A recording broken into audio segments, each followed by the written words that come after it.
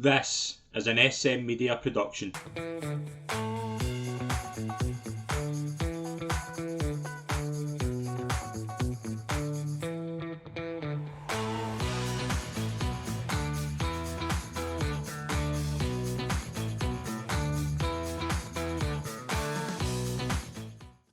Hi folks, and welcome to the debut episode of the Betting Ring right here on SM Media. I'm Scott McPike. It's an absolute pleasure to be your host as always. And we're following on for our Road to Cheltenham show. We're getting to the stage now where we're in the kind of middle of the kind of jump flat kind of season where it's hard to kind of get a focus in both of them. But we do have a few festivals to look forward to. So as always, it's an absolute pleasure to be joined by our horse racing expert, the one and only from the Scottish Daily Mail, Calum McClurkin. Calum, how are we? How's it been since Cheltenham? Hi there. Yeah, it's been pretty good. I mean, there's a bit of a lull. We had the Fairyhouse last week for the Irish National. We're kind of in the middle of the Irish National, Grand National, Scottish National.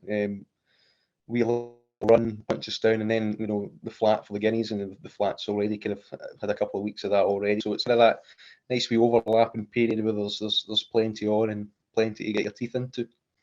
Before we'll get into how we'll kind of work this out, obviously it's an Aintree preview, so we're going to look ahead to the whole Grand National Festival. Obviously, we'll have a bumper Grand National preview. We'll all look back on Fairyhouse, but I wanted to kind of ask you, obviously the flat has kind of started. Any flat horses you've liked the look of so far? Like anything kind of jumped at you? Not particularly. It's kind of like the stable tours early on in early days there. So Ian and Ryan sent out a couple of decent ones. John Gosden did this week at Kempton, Slip of the Pen being a good royal runner. Mm-hmm. He thinks he might be a kind of a Guineas horse, which would be kind of maybe a slight improvement. Reach for the moon. But I don't think he'll get the Derby trip either. But he looks like a proper miler, and you're kind of just trying to get two and two together with the stable tours. And Ian O'Brien sent out a couple of useful ones. He hasn't ruled out Augusta Rodan for a triple crown tilt, which would be quite exciting. So and that's kind of the thing that you really want in a flat season. It was probably the only thing missing last year was kind of genuine kind of role that went throughout the season. Desert Crown, the Derby winner, didn't see him after the Derby get injured. He's coming back this season as well. I mean, Luxembourg didn't quite kick on from a promising run in the Guineas. He might be back stronger as a 4-year-old. So there's plenty of kind of potential exciting angles that will develop over the summer. Yeah, absolutely. Yeah, I think it's been quite fascinating so far. Obviously, we've got a lot to kind of go ahead with the Guineas and the Derby. Royal Ascot's going to come up as well. We're going to be here for that. Speaking of Fairyhouse, obviously with the Irish National, there's a lot to get. There's a few things to kind of get your thoughts on. But again, every big race it landed at the feet of WP Mullins.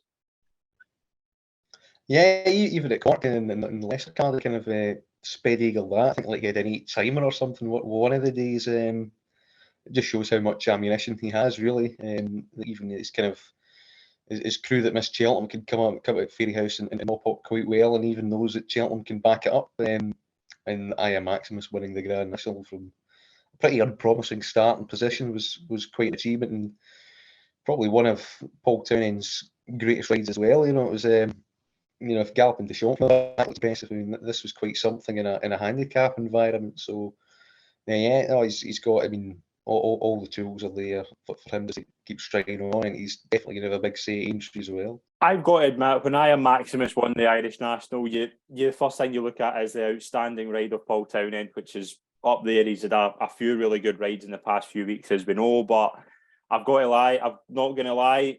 I've got an unsettled bet that's going to be unsettled for a year because I backed I Am Maximus for the National Hunt Chase, and the bet is now in tatters. But again, it shows you though that he looks a real steer. He does. You wonder if he'll go to the Grand National maybe next year, and go that route. Yeah, the longer the trip, the better for him. And he obviously takes some kind of knowing, because last couple of times he's shaped as if he doesn't really want to kind of be involved in a battle to win.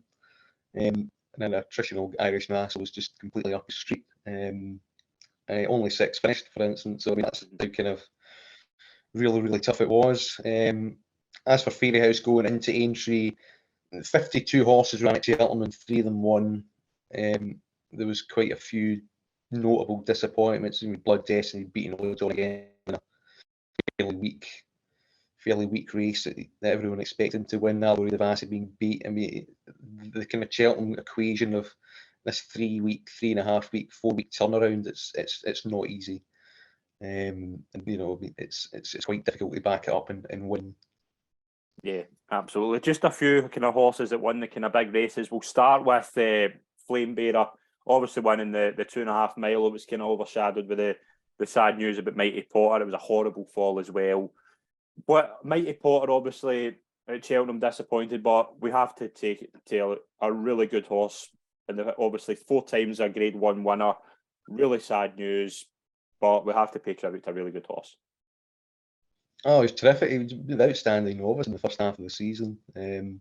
Another big blow for Gordon Elliott. He's lost quite a few of these really good, promising types. 3 Stripe Life, Ginso. I mean, it's a pretty lengthy, sad list. It was a really bad fall as well. He looked a lot lighter in the pre-parade ring. I do wonder if Cheltenham did kind of leave a pretty strong mark on. To be honest, I was quite surprised by how light he looked. He didn't look like he'd strengthened up at all, and maybe that a little factoring thing. Yeah, absolutely. A couple of wee other, obviously Flame Bearer won that race as well. Sir Gerhard ran an absolute stormer, I thought, particularly compared to kind of Cheltenham, where he was really poor from a jumping perspective. I appreciate it, ran okay, but big, obviously 1, 2, 3 in that big race for Mullins. What do you think, like, going forward, those 3 horses, who do you think's got a better future? I'd probably go with Sir Gerhard. I thought he lacked kind of scope over a fence physically, but I thought his jumping was improved there. He was kind of staying on a little bit of the line. He didn't stay at Cheltenham for me. I think he can be a player in a Ryanair. I think 25-33 to 1 is pretty reasonable down the line of the season. He obviously missed the first half of it, and I think they've just taken some time to catch up. As for Appreciate It, I think he's very exposed. I don't think he's that great, to be honest, and he looks like a kind of high 140 horse at best. Yeah. Ashrow Diamond won the Mayor's Novice hurdle really well, actually, won it by 8 lengths. Would she have won at Cheltenham, and how good a prospect is she going forward? She would have definitely been in the shake-up on that evidence. Again, quite a few from Cheltenham came back disappointed a little bit, which again just kind of sums up the kind of how difficult it is to turn around. She gets that trip quite well. You'd imagine Willie Mullins will campaign her for a Mayor's Hurdle next season. Speaking of a horse that kind of maybe not exposed, but Steering for Launge obviously won the 2.5 mile race. But I think the main story is, I know you'd have had a wee smile at this. Monkfish running a really good race after a long spell on the sidelines. Really good to see him back. Yeah, it was like 700 odd days off, wasn't it? And he ran a blinder to kind of stay on in behind Steering for Launge for second. Funnily enough, we're back to Steering for Launge and that, and got one right. And it was one of those weird Easter weekends where, if a Steering for Launge is one of your bankers, and I think something's quite amiss there. But it's just hurdles right and right-handed. Just suits Steering for Launge. He's a Grade 1 horse when he's kind of right, way of going and conditions, and that was his day. Monkfish ran a blinder. I would like to see him go to Punchestown, go up to 3 miles, run that Grade 1, and then hopefully go over fences. All the abilities there, and that evidence. It was a cracking run from 2 years off. Absolutely, yeah. Well, we'll get into talking about the meeting this week. Aintree's obviously coming up. We've got declarations for Thursday and Friday. We'll take a look at what we think is going to run on Saturday, and obviously we'll take a big look at the Grand National. Let's start. The opener on the Thursday is the Manifesto Novices Chase. We thought we would maybe see John Bond line up here, but he is looking like he's going to go to the Maggle on Saturday. Stage Star leads the bet in the Tunnels winner at 6-4. Banbridge at 13-8, Sanwa 7-2, and 16-1 bar. You could have a very good race here. Obviously, Stage Star took a massive step forward in the turners. Banbridge obviously missed it due to the ground. Ground will probably be in Banbridge's favour here. This could be a good start to the week, actually. It's a potentially good race to start off. Yeah, it's small select, but it's a decent race. The Sanwa in there as well brings the Arkle form into some sort of equation. He did shake that he might win this trip now. Maybe GP McManus wanted to split him and John Bond. They think that St Mirren's maybe got a better chance than the market suggests. I think this is all down to ground. If it's soft, I think Stage Star is probably the likely favourite and the one to beat. If it's good to soft or better, I would probably side with Banbridge. So I would wait to kind of see what the description is and see where you're going there. The rain's kind of up in the air at Liverpool. I mean, it normally dries out quite quickly, but I think there's been a lot of rain in the past couple of days. That might turn things soft, and it might turn things in Stage Star's favour a little bit. It'd be interesting if he gets such an easy time on the lead as he did at Cheltenham. Yeah, I think I kind of go along with that. I think I'm just going to side with Banbridge if the ground's in the kind of quicker side. The juvenile hurdle, Grade 1, Zenta leads the market 13-8, obviously third in the Triumph hurdle. Bo Zenith for the Moors at 4-1. Nusret 6-1 for the Adonis winner. Script writers in there, you've got Grey Val, Perseus Way.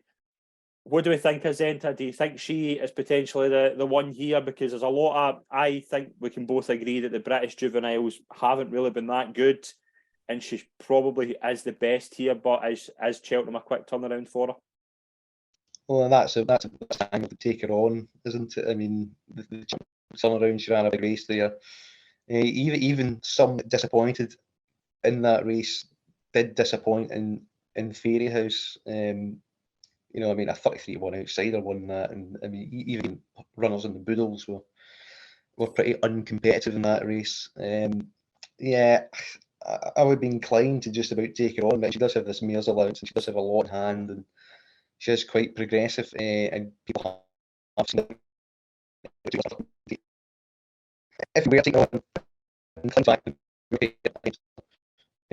rather than anything else, I think it's better right-handed.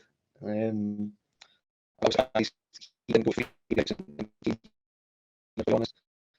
Maybe the prize might Percy's way is pretty rock solid this week. Price is hard enough to be a set for both of these. It's soft. It is turning that way. Soft crown. So again, I would be a little bit on weather watch, because if it does turn soft, if it does turn attritional, then maybe the Moor pair can pick off Zent if it gets kind of pretty stamina lane. Yeah, I think Zenta should probably be the good thing here. If ground goes in our favour, I thought she ran a really good race in the Triumph as well. Particularly, obviously, I thought she kind of was sweeping under the radar. She looked really good first time out. Obviously, she a big step forward to finish third in a Triumph hurdle after only 2 runs. So I think she could be potentially a good thing here. I think the race of the week is the next one. Betway Bowl.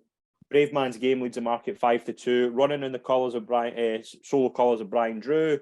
Shishkin taking a step up and trip at 3-1. Applutard obviously ran pretty well in the Gold Cup, even though he pulled up. Conflated 11-2. You've got a Hoy Senor at 6-1. Gallo the outsider. This is an absolute storming race. It is. Brings high class Ryanair form and Gold Cup form to the fore. I couldn't quite believe that Shishkin was favourite for this for quite a long time. I think the Gold Cup's significantly better form. I think Shishkin's attitude, they're not putting any headgear on him. You're kind of banking going up and trip will work for him. I wouldn't be so sure. Brave Man's Game, twice he's come to Aintree and twice he's bombed out, really. That's enough of a concern for me. He had a really hard race in the Gold Cup. I would look at the Irish duo here the most. An Applutard I thought was running a big race, was well supported, badly hampered, and then just pulled up because his chance had gone. He might be the one of the 4 that might run above himself here and win this. I would probably side with him, just over Conflated, who I think's the most solid overall profile of the race. You know, he almost won it last year.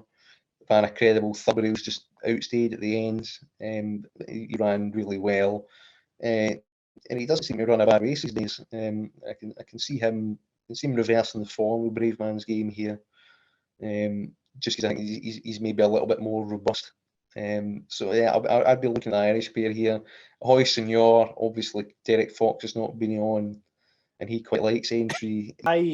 I kind of think if this was if a Hoyt-Senior hadn't fallen, I would have been all over him here. I just think it's tough when you're coming back from a fall like that. Do you then go and kind of run as good a race as think here? I think Inflated's the one with the least amount of holes in out the kind of top 5 in the betting. So I think I'll just side with him. I think you're banking on Brave Man's Game. Obviously, he's disappointed at Aintree in the past, but what he put in a massive performance at Cheltenham. I know he was well beaten, but we always thought he was maybe just maybe not a stayer as such, but he stayed really well in there. And you look at in basic form, Brave Man's Game's rightfully favourite. Shishkin, again, you're just banking on him coming back. Applitard still has a lot to prove. I just think Inflated is the rock solid one here. I thought the third in the Gold Cup was pretty good. I thought he probably should have won it last year. I think Inflated is the big one here for me. I think he probably is the right bet here for me. Moving on to the Aintree hurdle, is this the last time we see Constitution Hill over hurdles? Oh, maybe, who knows? I'm still suspicious. I mean, I think we might have one more season of him over hurdles and then try fences potentially. But I mean, the world is oyster and he can go any real route. So it's very much up in the air. Wait and see. What is certain is that he'll most likely win this, yeah. And I would probably think Zani here might be second. Going up to 2.5 mile, obviously, like some horses, you can have that worry: are they going up in trap maybe too soon? I think he'll more than relish this. Yeah, definitely. Yeah, definitely. I mean, Chip's no issue at all. He's a 3 mile point winner, so no doubts in that regard. Nah, I think he's more than likely to win here and show just how good he is. Other races in day one, you've obviously got the Fox Hunters Chase. Wing Leader is likely the horse for the Christies. Do you think Wing Leader's good here? Because he won a point-to-point 19 days ago. He's probably coming in here with the best form. Famous Claremont, I don't think was that good at Cheltenham. Wing Leader 3-1, is he a good thing in this race? It wouldn't be for me after seeing Vossley and the Fox Hunters run really well at a point and then blow up, and Ferns Lock get beat odds on at Fairy House as well, and again ran well at a point and then blew up after the last. Really, you'd have to be concerned that the same thing might happen to Wing Leader down the elbow and he'll get mugged. I think the Nichols horse here is the one for me at 14-1. I mean, possibly, yeah. I mean, Magic Saint is a big class age here for me.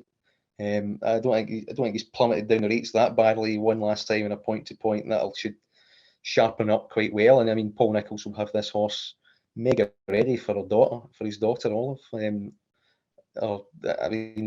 just the kind of family connection there. I think it'd be well primed, and he was a seriously high class horse in his day, and that wasn't long ago. He's only 9. I presume he's retained his ability. And I think 14-1. I think it's a very good each way bet. Yeah, I can see that angle as well. Other races on the Thursday, we have the Red Rum Handicap Chase. We've got kind of joint favourites, Third Time Lucky and Douglas Talking. I think Douglas Talking could be very interesting here. All depends on ground as well, but the one thing putting me off him slightly is, I know he jumped really well at Sandown, but could he just be better right-handed, because he looked magnificent at Sandown last day? I mean, this is Third Time Lucky kind of Langer Dan moment, isn't it? I mean, this has been the plan, and I probably expect him to deliver on it. To be honest, I mean, I thought he shaped. Thought he's one of the biggest eye catchers of the Grand Daniel. I mean, Dino Blues came out a bit lucky, but has won subsequently. I think he was kind of just plugging on there for fourth and not doing a great deal. Been the plan for some time, maybe all season. I think he'll probably take this out, because when the Skelton's map went out all season, they rarely miss. So yeah, I think he'd probably do for me at a fairly unappealing price, but I think he'll go off favourite. I think he's the most likely winner. The Mayor's Bumper, obviously we've got a very interesting favourite for the Nichols team, See You In My Dreams, who she looked really impressive last time out when she won I fancy Dysart Enos here for Fergal O'Brien at 7-1. I thought she was really good when she beat Queen's Gamble. She could be okay with the ground. I think 7-1 is quite a big price here.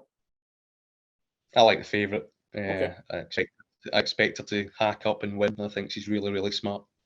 Brilliant. Let's move into day two. We have to start us off, we have a mile main novices chase over 3 mile 1 furlong.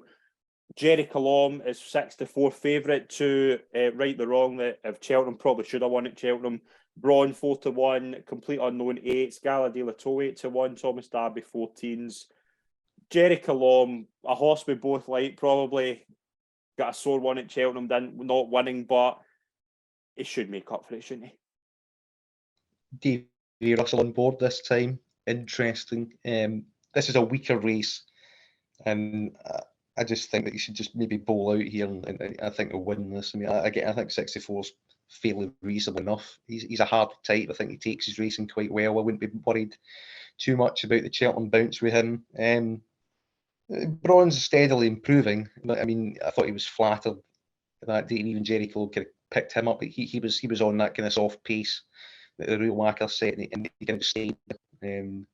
So I thought he was probably flattered, and even still, he's probably the right second favourite. Complete Unknown's a bit dangerous. I mean, Paul Nicholls leaves one fresh for a Grade 1 around here. I think he'd merit a little bit of respect. I thought he was quite disappointing when he was second in his penultimate start, which was at Warwick, where he was kind of beaten favourite. I thought it was a bit cumbersome that day. So and you know, his handicap limitations as a hurdler were pretty well exposed. So I don't think he's got great scope, and I think Jerry Calum can beat his kind of peak efforts really, which would be low to mid 150s, and I think Jerry Calum's a high 150s horse on an ordinary day. So yeah, I think he can run. I think he could probably run to what he did at Cheltenham and win this. So yeah, I would side with him. There should be enough cut in the ground as well for him, so I wouldn't be concerned by that.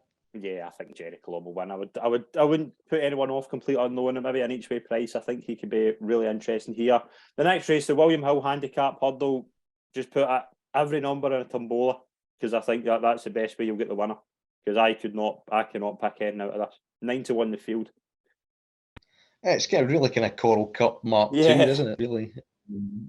Playful Saint would be interested in the Skeletons if it was a bog. I don't think it'll be that soft from. Good Risk at All could run well for Sam Thomas. That's probably where I would side at the moment. But yeah, that's one to leave for the day probably to work out in form wise. Yeah, absolutely. Let's move into the top novices hurdle, 2 mile hurdle. 4-1 the field, actually. You've got a couple of interesting runners in here. In the pocket for the Henry de Bromhead and Lucia, 4-1 joint favourites. Found a 55-1. Holland back into Mooris at 8s, Altabelli at 9s, Rubod at 10s, 12-1 bar. Very open race. Again, I think this could be one for the day. Lucia will always have to bounce back. I sort of think Found a 50 could be the one here that I quite like. Yeah, I would be inclined to back Lucia here. Okay. I don't think this is a calmer, incidents. Nikki Henderson reported later on that she had a bad prep for Cheltenham. She ran. She was my lady of the festival, but she ran like I expected her to run, really. Yeah. And probably did quite well to finish as high as fourth. Boxing on, race attritional, the hill didn't quite get home, probably softer than ideal. I just think this is a little bit calmer, and I think I think she's a classiest horse in this, and I think it'd be hard to give her £7. I mean, in the pocket, I think probably is a 2.5 miler now. Tamuris was poor in the Supreme. I'd have to bounce back from that. Maybe he will. Pembroke bombed out in the county hurdle, but coming back into novice company is not a bad move. I mean, Willie Mullins tried it with Hunter's Yarn. It didn't quite work out. But, coming back to novice company, even though it's in a Grade 1, it's difficult. I mean, 25-1 for him might be a bit insulting each way as well. So I'd be looking at Lucia and Pembroke here at the moment anyway. I think I might just side with Found a 50. I think he could be a good horse going forward. The Marsh Chase, obviously formerly known as the Melling. 7 runners, Fakir Dudari, Picdori look to be kind of head of the market. You've got the likes of Hitman, Manila Drama, Miller's Bank, French Dynamite, Fugitive. not maybe the best and the classiest renewal of this race. Fakir Duderi obviously has won the last two. I think Pick Dory could be the one here. Yeah, I think it's down to ground. Like Pick Dory could probably dictate this and maybe win it in decent ground. And if it becomes attritional, maybe Fakir Duderi can pick it up. But he's been slightly underwhelming all season, Fakir Duderi, but he normally delivers around here. Seeing that he normally delivered at Ascot, and he didn't quite. So Miller's Bank's been pretty poor all season, but he did pop up last year and win at Aintree. Maybe him at tens. If you wanted to, if you can't really split the top two, you could maybe cop out that way. Look at him. Hitman ran okay to a point at Cheltenham. He just usually finds ways to get beat in races like these. So yeah, again, I've been weather watched for that one. If it rains, probably Fakir Duderi. If it doesn't, probably Pick Dory. But if the prices are a bit skimpy, you're not sure, then maybe just have a little flyer in Miller's Bank and see. But that's the way I'd be looking at it for now. Yeah, let's move into the top, and we have 8-1 the field again. Obviously, always an interesting handicap chase. Ashtown Lad and Guestkill at 8-1. Hot on Kalua 9-1. There's a lot in here that it's kind of unknown. I think looking at it, Sealed in Edge, if he came back to anywhere near his best, maybe 16s could be a big price for him. It's an interesting move for him to run here. Again, 152 is probably quite high enough for him. Guestkill's got good experience around these kind of national fences. The percentage call I think would be him. I don't really see him being too far out the frame here. He was a little bit too far back, and I think he maybe ran a feature or something, and was second.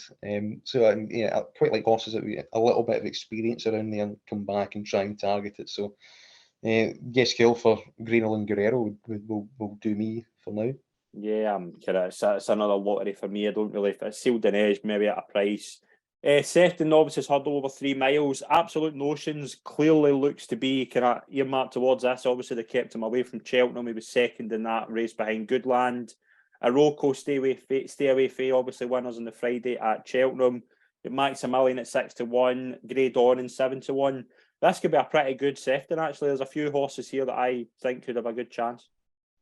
Yeah, I'm not a big Absolute Notions fan. Iroko, that was a big effort in the Martin Pipe. Near left the mark. Maximilian, don't think it's overly impressive. Stay Away Faye, Albert Bartlett winner, did it quite well. But again, just that turnaround, it's hard to go to the well for a novice back into Grade 1 company and repeat that trick.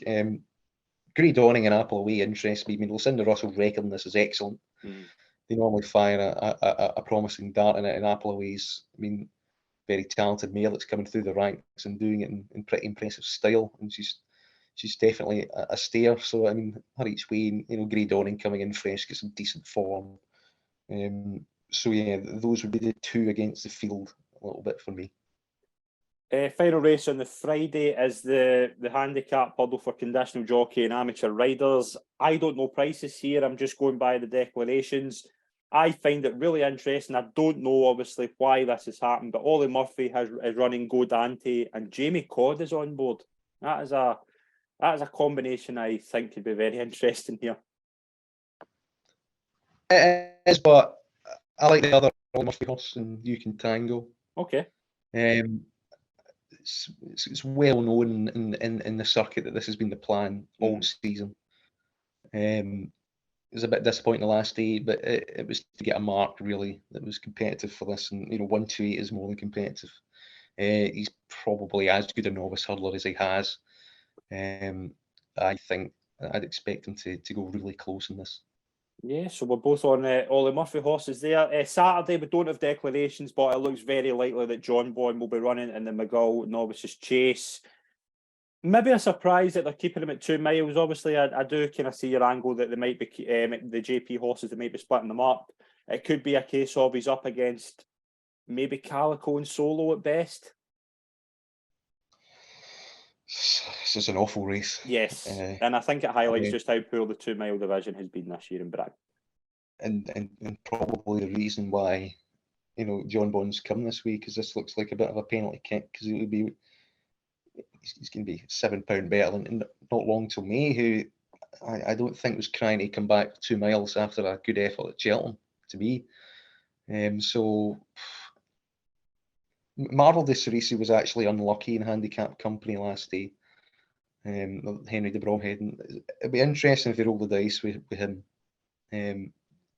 They're probably playing for second in mind, John Bond, but that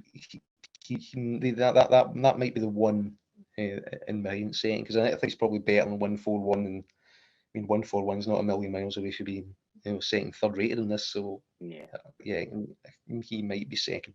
Yeah, I think it's a poor race. Next race is the Village Hotels handicap hurdle over 3 miles. I think Mill Green could reverse the form of Good Time Johnny and better ground.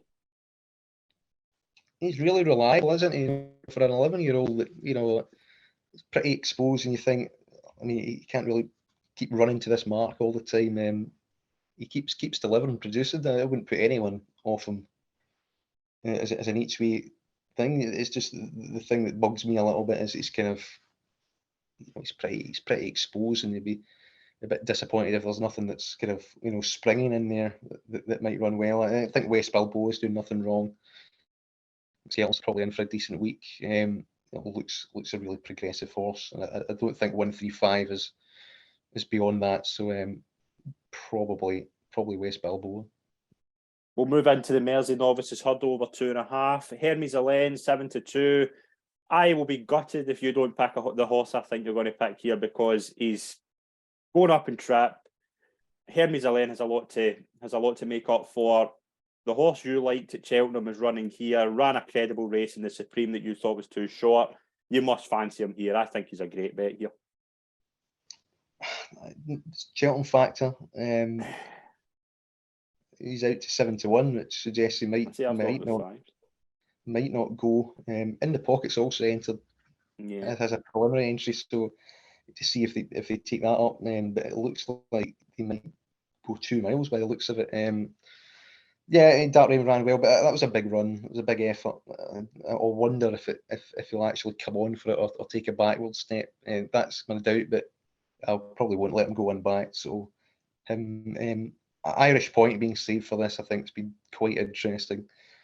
I think 8s. I think each way. I think he's really rock solid. They gave him a kind of soft run in that Grade 3 at Naas, didn't they? Just after, I think that was after Cheltenham.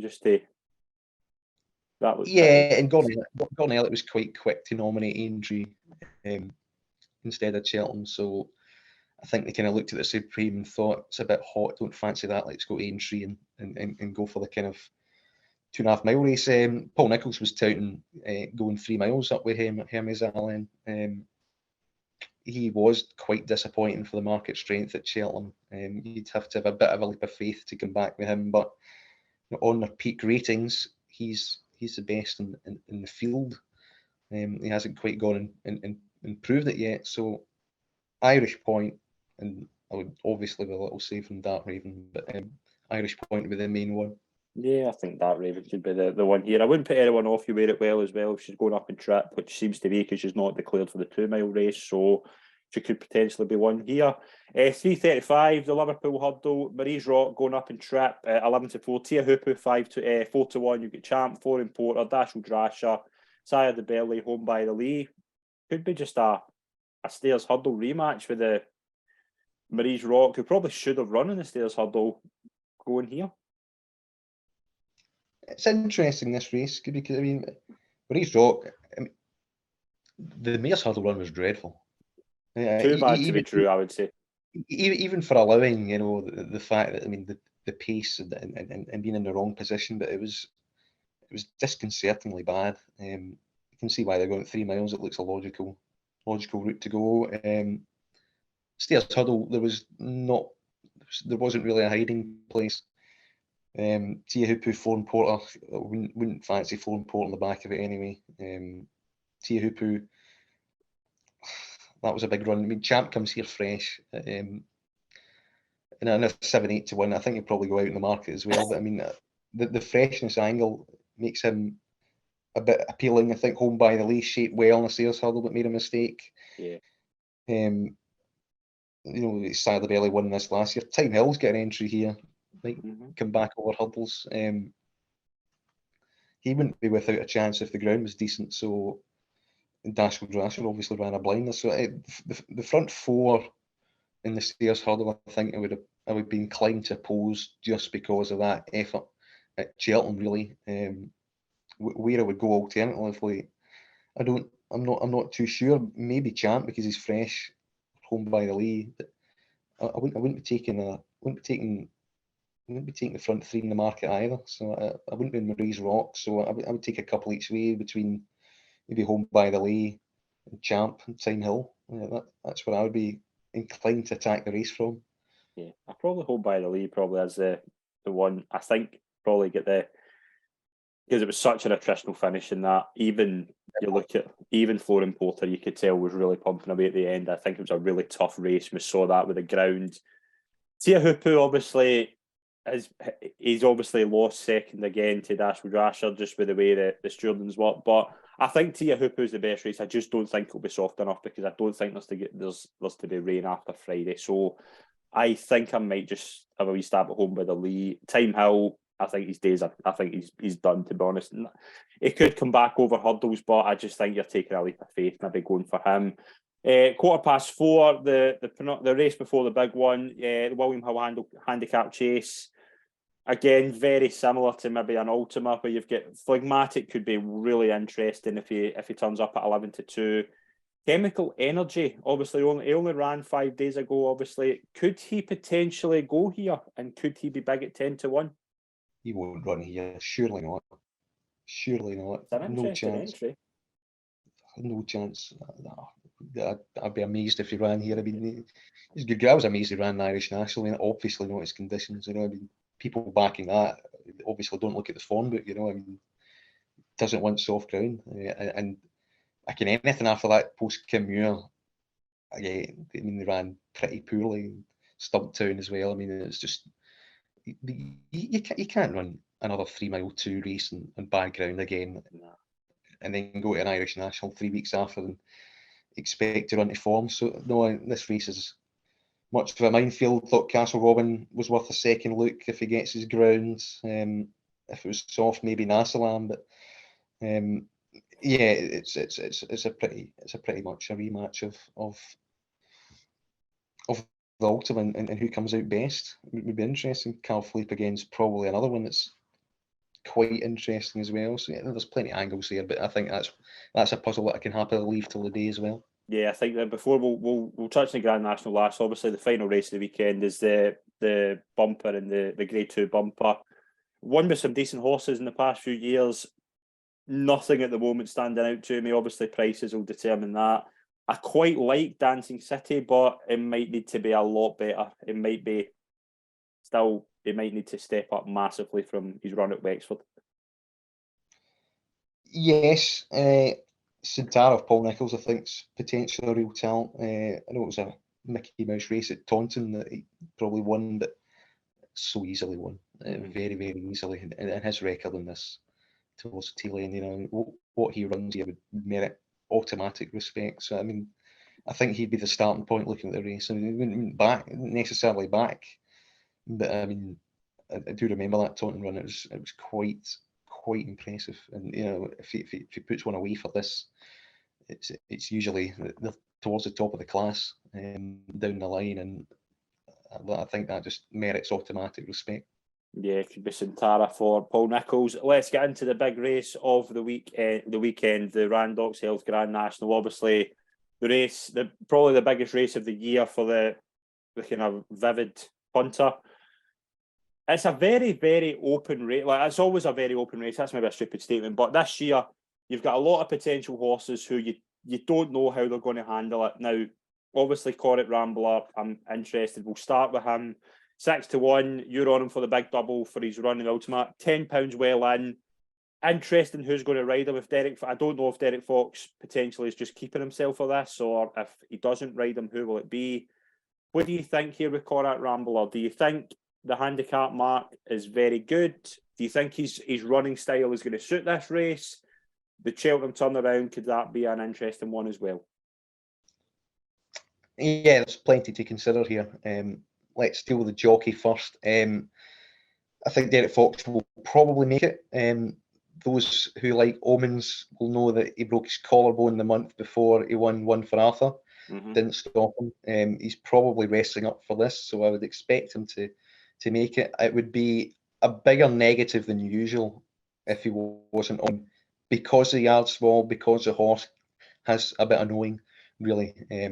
I think having a close-knit team and being around them and knowing the horse rather than get them externally, I think it's a bigger negative for a smaller yard than it is for like a Willie Mullins or Gormelli or something like that. So, not if it was Brian Hughes, respecting, he's obviously a champion jockey, but just because the horse obviously has his own way of doing things, and needs to be ridden in a certain way, you'd much rather have the one that's been on him all his life, really, for the big day. So that would be a concern.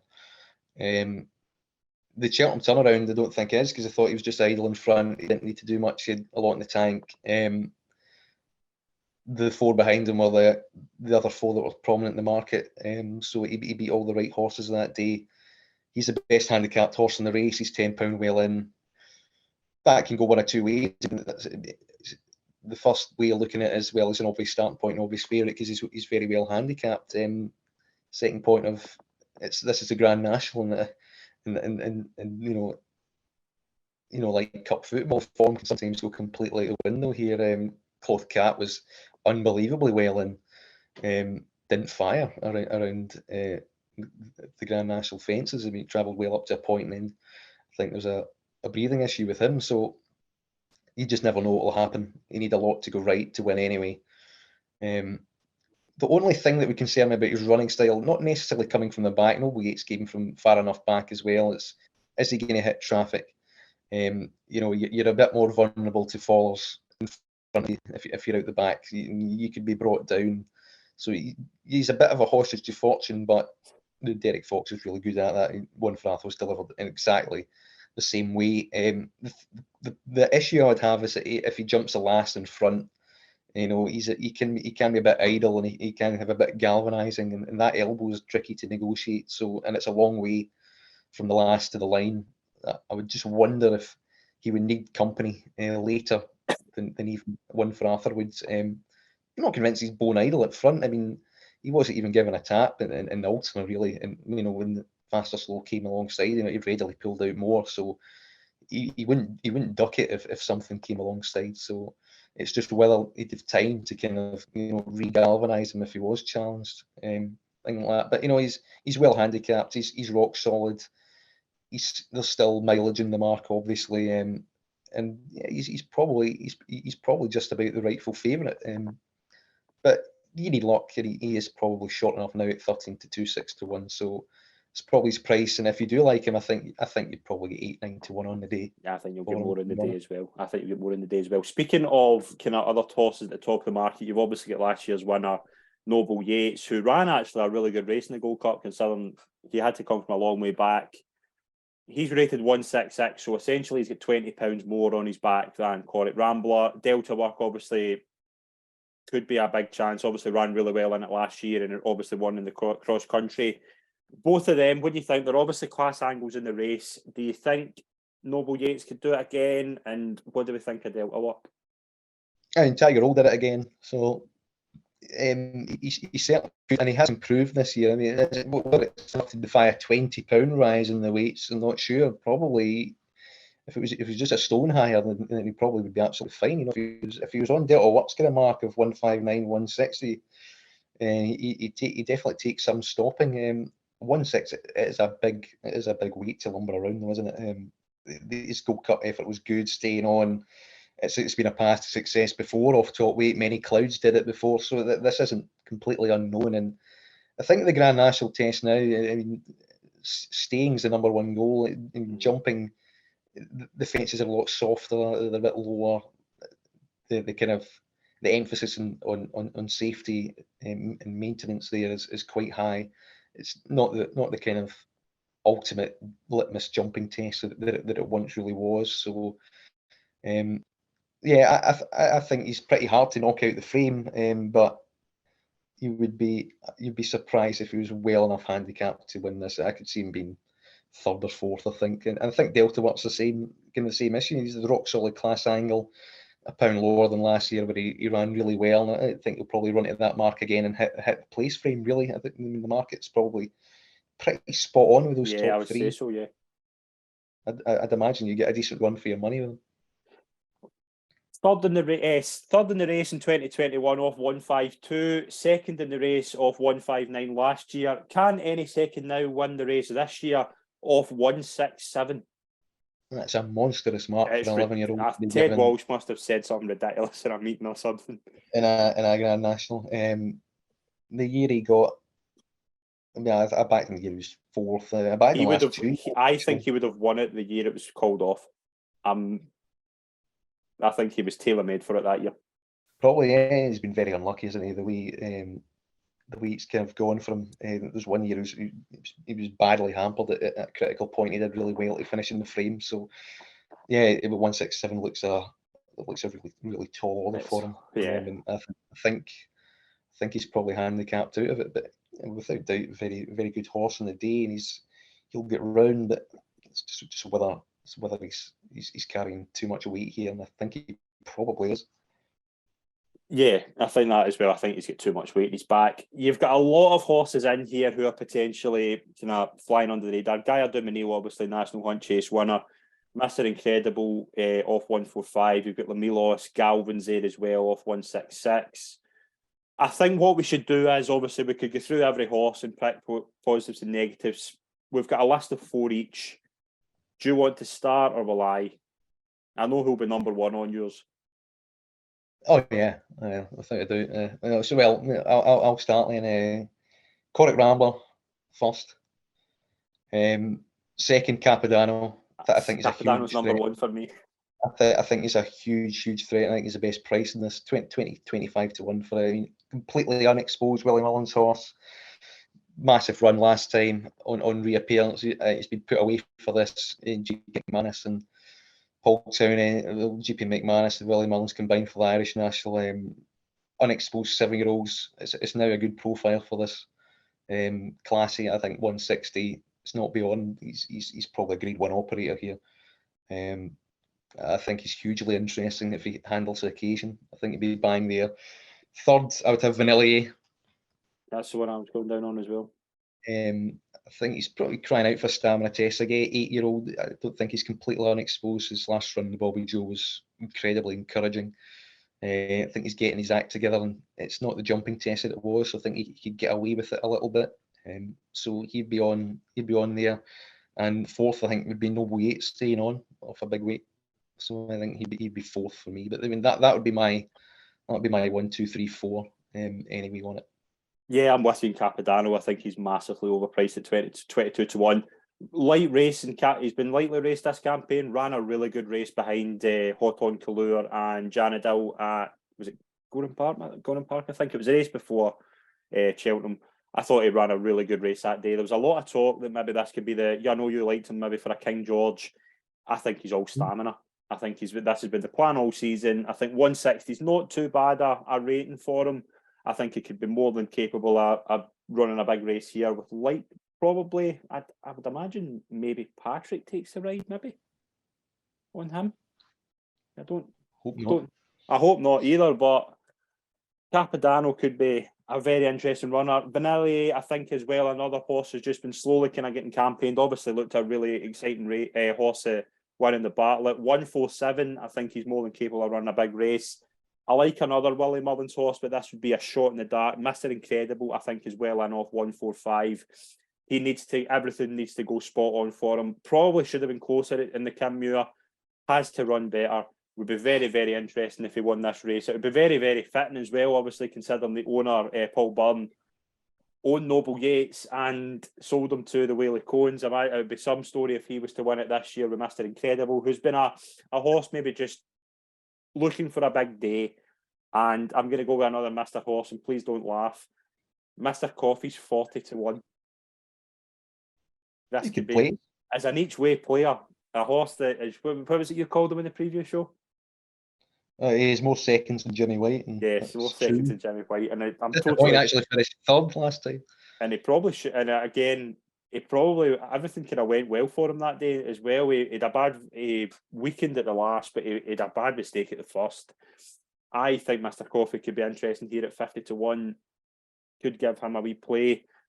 You're very much Cornet Rambler. Obviously, how big would that be? Would that be the biggest winner of the season for you?